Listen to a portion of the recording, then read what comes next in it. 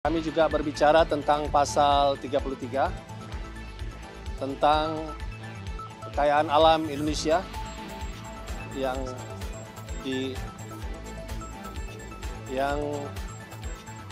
dalam pasal tersebut bumi dan air dan kekayaan alam terkandung dalamnya dikuasai oleh negara dan dipergunakan sebesar-besar kemakmuran masyarakat. Bismillahirrahmanirrahim. Assalamualaikum warahmatullahi wabarakatuh.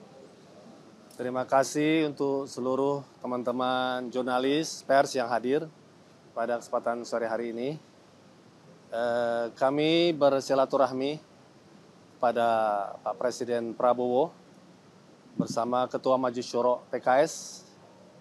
Saya sendiri Presiden Partai, ada Sekjen, ada Bendahara Umum, ada Ketua Fraksi dan KSP. Dalam rangka membicarakan berbagi pendapat tentang perkembangan bangsa dan negara. Antara lain pembicaraan kami pada Presiden Pak Prabowo adalah bagaimana kita ke depan terus memelihara kualitas demokrasi ke depan kita yang tidak berbiaya tinggi dan melahirkan pemimpin yang diharapkan oleh masyarakat. Itu pembicaraan kami.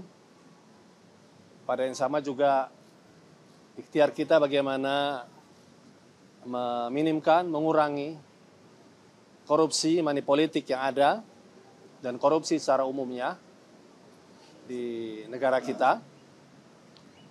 Lalu kami juga berbicara tentang pasal 33 tentang kekayaan alam Indonesia yang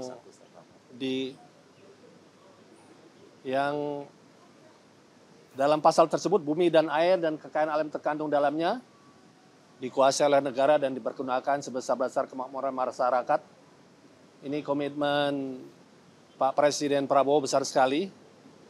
Kita bicarakan sehingga termasuk amanat pasal 33 itu adalah peraturan perundang-undangan yang khusus nantinya. Perlu kita pikirkan tentang sistem perekonomian Indonesia yang bisa mengarahkan bagaimana sumber daya alam, segala kekayaan di Indonesia betul-betul bisa untuk kemakmuran masyarakat. Yang ketiga juga kami bicara tentang Indonesia sebagai muslim terbesar dunia, kasus Palestina yang belum berakhir sampai saat ini, dan peran kita di OKI yang terus akan kita tingkatkan, yang selama ini kita belum pernah memimpin OKI sebagai sekjen atau minimal wakil sekjennya. Itu hal yang kami bicarakan dan Pak Prabowo juga memberi perhatian terhadap hal itu. Nah, itu isu-isu besar yang kami bicarakan tentang pendalamannya.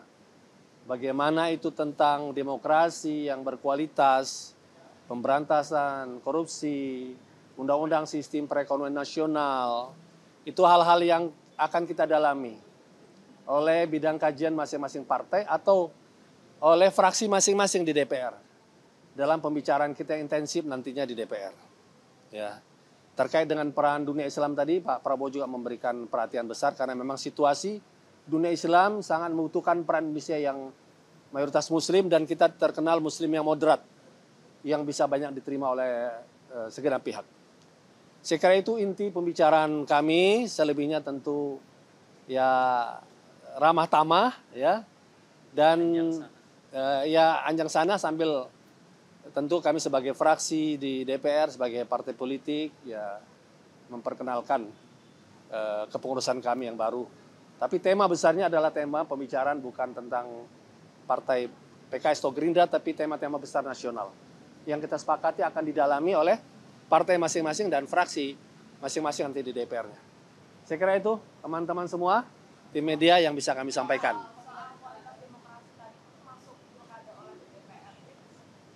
Semua pihak, termasuk putusan MK dan lain-lain, tetapi sekali lagi karena itu pembahasannya mendalam, tidak mungkin dibahas dalam kami duduk dalam waktu 2,5 jam. Ya, tidak mungkin.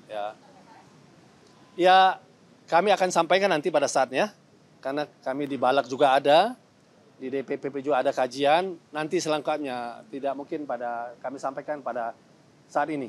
Dan kami juga ada musyawarah Majelis Syuro Munas, yang itu poin-poin itu akan kami sampaikan di publik pada saat Munas, mungkin pada bulan September, yang kami juga mengundang Pak Prabowo ya sebagai pimpinan pemerintahan, pimpinan negara, kami undang untuk hadir pada Munas kami kurang lebih pada akhir September nanti. Poin-poin besar tadi salah satunya adalah akan menjadi hasil kajian dalam Munas kami tadi.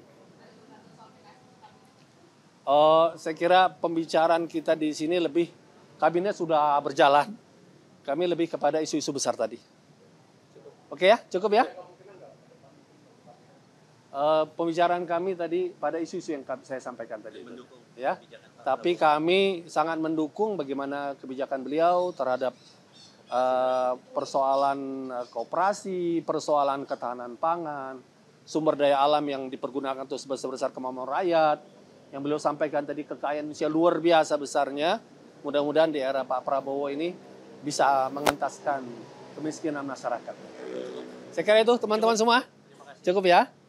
Assalamualaikum warahmatullahi wabarakatuh.